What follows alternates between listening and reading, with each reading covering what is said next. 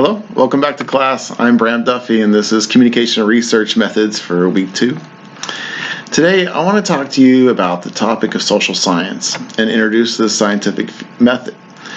This is the first of 3 paradigms that we'll be discussing, and I want you to think of each paradigm as just a way of looking at research.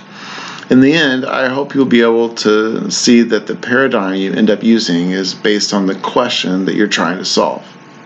So, big picture here. The 3 paradigms are the social scientific paradigm, the interpretive paradigm, and the critical paradigm. First, let's look at the social scientific paradigm. Think of social science as a way of figuring out why people do what they do. It's like being a detective, but instead of solving crimes, you're solving mysteries about human behavior.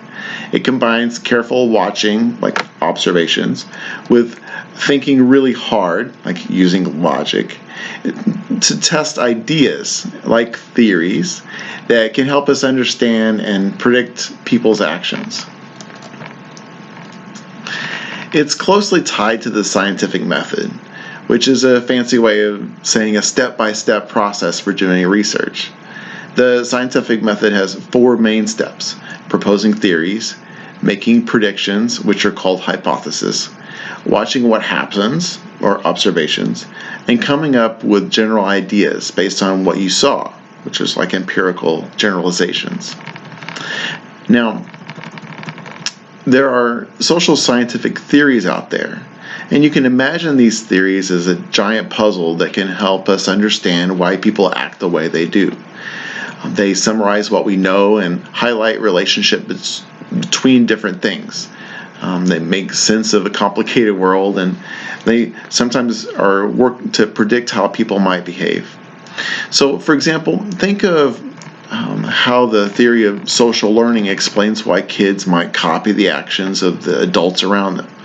So if you see your big brother doing something cool, you might want to do it too. These theories aren't just random ideas. They're ways of looking at the world that can spark even more questions and research. When we make predictions into the scientific method, we're forming a hypothesis. So picture this hypothesis as an educated guess. For example, you might predict that if you study with friends, that your grades will improve because you think learning together is helpful. When it comes to making observations and testing these hypotheses, it's important to follow a good research plan. Research focuses on empiricism, which means they only study what can be observed. For instance, if you're researching how sleep affects school performance, you can measure how long students sleep and their grades, but you can't really measure their dreams. So, objectivity is also really important. Researchers need to make sure their own feelings don't get messed up with the results. And so imagine a researcher who loves video games, and they could easily let their feelings affect a study on whether video games help with learning, right? So it's crucial to stay neutral. And then control is another key part where researchers try to minimize their own biases. A lot like how a referee in a game has to be fair to both teams. So all of these things are commonly described in the final research report so that others will understand their perspective, whether it be objectivity or control. These things are directly described pretty often. So how do social sciences differ from natural sciences? Well, both look for patterns. But while social sciences study human behavior, natural scientists might focus on plants, animals, or chemical reactions. Predicting human behavior is trickier because there are so many different factors involved. For example, why might one person decide that they are going to join some club while someone else decides they're just not going to? It's just a lot more complex than predicting how a plant is going to grow under certain conditions. So why do we conduct social science research? Well, a lot of times it's to discover or test theories, and those theories explain and predict human behaviors and traits. For instance, researchers might want to understand reality by observing and explaining it. And reality is generally stable and doesn't do much changing of any dramatics. So they might also explore human nature, right? Recognizing that as mammals, our behaviors are things that can be observed and analyzed. And this is much like how researchers study animal behavior in the wild. The other part of this is that determining the quality of research, determining the quality of research explanations really works to involve logic and replication. So a good research claim should be logical and something that can be repeated and replicated by other researchers. So if one study finds that exercise helps improve mood, then other researchers should be able to find the same results under similar conditions. Similarly, ideally, researchers should be value-free, meaning there shouldn't be any influence by personal values or morals, much like how scientific experiments focus only on the facts. So, social science is a fascinating field that helps us understand why people behave the way they do. And by using the scientific method, we can propose theories, make predictions, and observe real-life examples. These things help us draw conclusions that bring us closer to solving the kinds of mysteries we see in human behavior. So, whether it's understanding why kids imitate adults or figuring out how sleep affects school performance, social science gives us the tools to explore these kinds of questions in a structured way. Understanding social science is important because it helps us make sense of the world around us and improve our interactions with others. It teaches us to think critically, stay objective, and appreciate the complexity of human behavior. So, now that we've talked about the social scientific paradigm, let's look at the interpretive paradigm. Remember, there are 3 total research paradigms, and we're talking about number 2. So the interpretive paradigm is a way of understanding the world by looking at how we see and interpret things. It's different from the scientific paradigm, which focuses on getting the same results repeatedly to prove that something is true. Instead of just using numbers, the interpretive paradigm uses logic and reason to explain things. So, imagine that you and your friend are watching the same movie, but having completely different thoughts about it. That's what the interpretive paradigm is all about. Everyone's unique perspectives helps us understand reality better. There are 3 main approaches within the interpretive paradigm: hermeneutics, phenomenology, and symbolic interactionism. This stuff is going to be normal conversation words for you pretty soon. And so to get you there, let's get into each one. The first one to bring out is hermeneutics. Hermeneutics is like being a detective trying to understand different texts, things that you read. Originally, this meant interpreting things like holy books, but now it includes all kinds of social activities. And so think about how you might read a passage from a friend differently than someone else, and also differently depending on your mood. That's the importance of subjectivity in hermeneutics. Anything can be a text, a painting, or a social media post. All of these things that you interact with, it's just impossible to separate from how you see it. So that's hermeneutics, the study of text. The next one is phenomenology.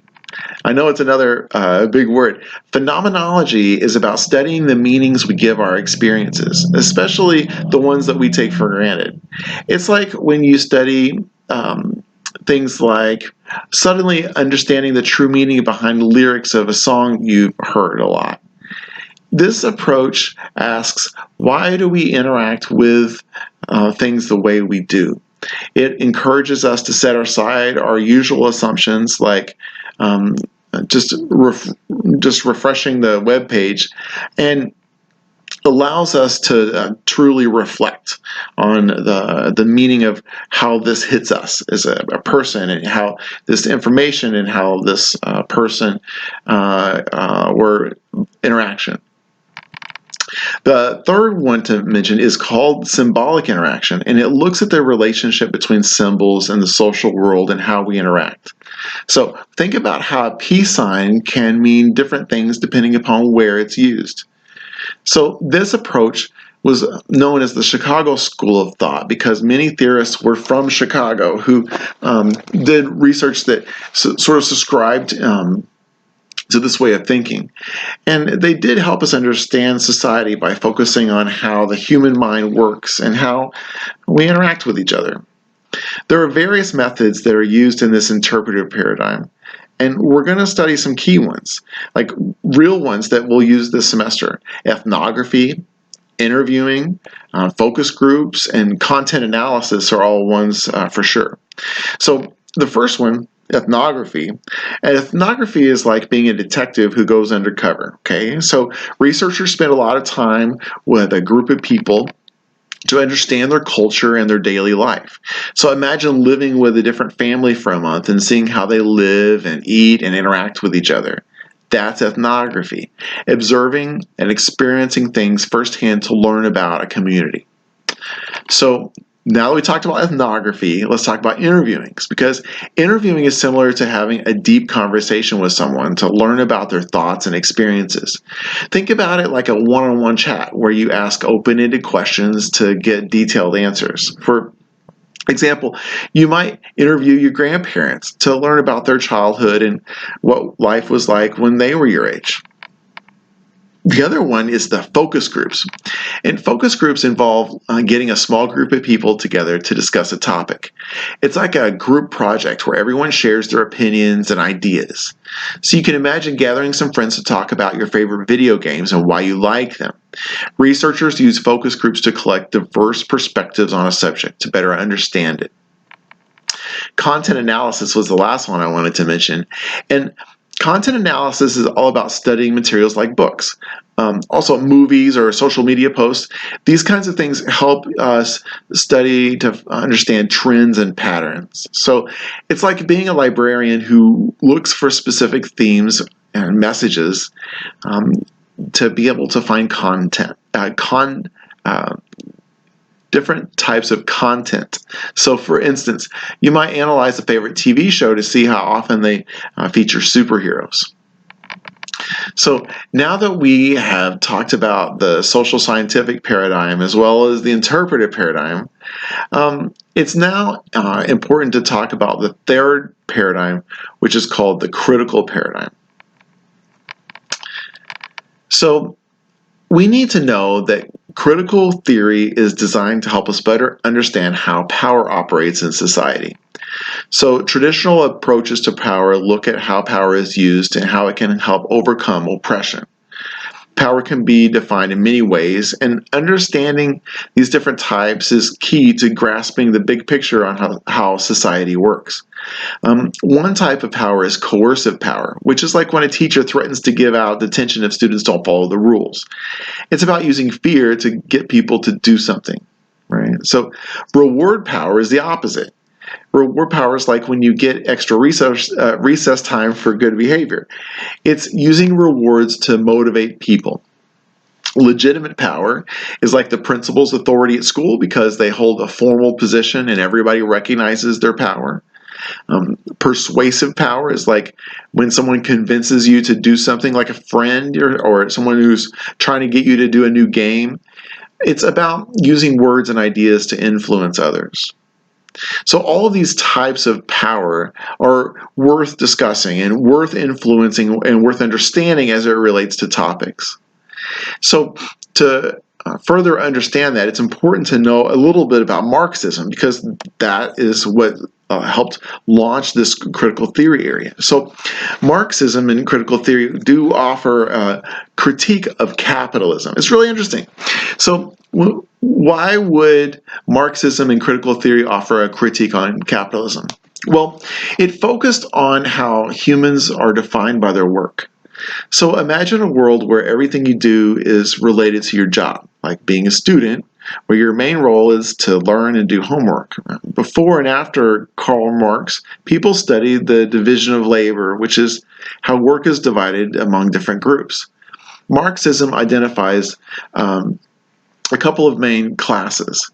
And one was the type of folks who were in a production class, and the other type of people were selling their labor to make money. So if you think about like people who were in factories versus the people who were the factory owners. And so thinking about those as a class system and people's different levels of power is challenged. So this might be of particular interest to you because it's a mainstream topic now, and I think it's worth understanding what this involves.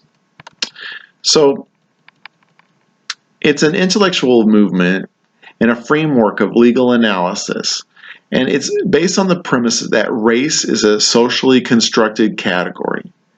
And this socially constructed category is used to oppress and exploit, especially people of color. So I want to repeat that again just because critical race theory's definitions are out there. And this is a pretty much the most succinct way to think about critical race theory. It's an intellectual movement and a framework of legal analysis that's based on the premise that race is a socially constructed category that's used to oppress and exploit people of color. So when we're so this means that we might use this framework to think about education or to think about criminal justice. As many of you heard about it, probably because conservative politicians have been accused of misrepresenting this critical race theory as like a brainwashing tool that would push down the white race. But what critical race theory does is it examines how the legacy of racism continues to permeate the social fabric and the institutions of society. This all does influence laws, policies, and practices. So just the discussion of how race influences these things, that is what critical race theory does. So critical race theory shares the focus on power dynamics and in which the different ways out there power is maintained and power is challenged. So just like critical race theory looks at how power operates in society, it also looks at how the racial power is constructed and maintained. And so it critiques the traditional approach to power by doing highlighting how systemic racism is embedded in legal systems and policies. And it often goes unnoticed or unchallenged. The critical race theory, CRT, it also aligns with this postmodern turn in critical theory. So when we think about this postmodern perspective, we have to know that this is all about questioning the single objective truth. So it does it emphasizes the importance of narratives and stories that come from marginalized communities, because we expect that those kinds of stories would help provide a more comprehensive understanding of reality. Because, well, this approach is similar to the concept that a lot of us know that the education system is, and what is taught is right now a state-based system. And so depending upon what state you're in, you might be taught about race in a different way as you go through school based on what that state has in store for that curriculum. And so if you think about it, what does that mean for our society if we think about the North versus the South and that kind of history and how it's influenced everything that's happened since in our country? And so just being able to discuss that is interesting, and it's all part of critical race theory, but also the thoughts are out there that not everyone learns about. And a good example is that not everyone learns about history the same. And there are different understandings of history based on what you get from the curriculum that you're taught in one state versus another state versus maybe a religious school. So I can think of multiple different angles on things that you would get just right there. And so being able to understand that where I am in society and my skin color could influence how I, what it is I learn. So these are interesting perspectives because we can see that critical race theory is something that has really blown up just because it's been used as a tool to explain how people of color are different and they go through different experiences, and then twisted quite a bit in politics to bring that to the forefront. And so I think that they are able to use this now as mostly a way of trying to describe how things are different from a different perspective, a different critical look. So by using the tools of critical theory, this critical race theory works to uncover and challenge underlying assumptions and structures that do perpetuate racial inequalities. And so advocating for social justice and transformative change commonly involves a focused area in maybe an area like critical race theory. And when we think of social justice in general, there are a number of other areas that this can move into as far as a subset of different types of criticizing of culture. So all of these are research perspectives. And we can think of a perspective that likes to see reproducible results in the social scientific paradigm. We could think of looking at research from a person's particular perspective in this interpretive paradigm. We can also think about looking at research through a social justice angle or through the study of power structures in the critical paradigm, like we talked about with critical race theory. So if you've made it up till now, I appreciate you watching and look forward to our ongoing talks and discussions in the discussion board. Thanks.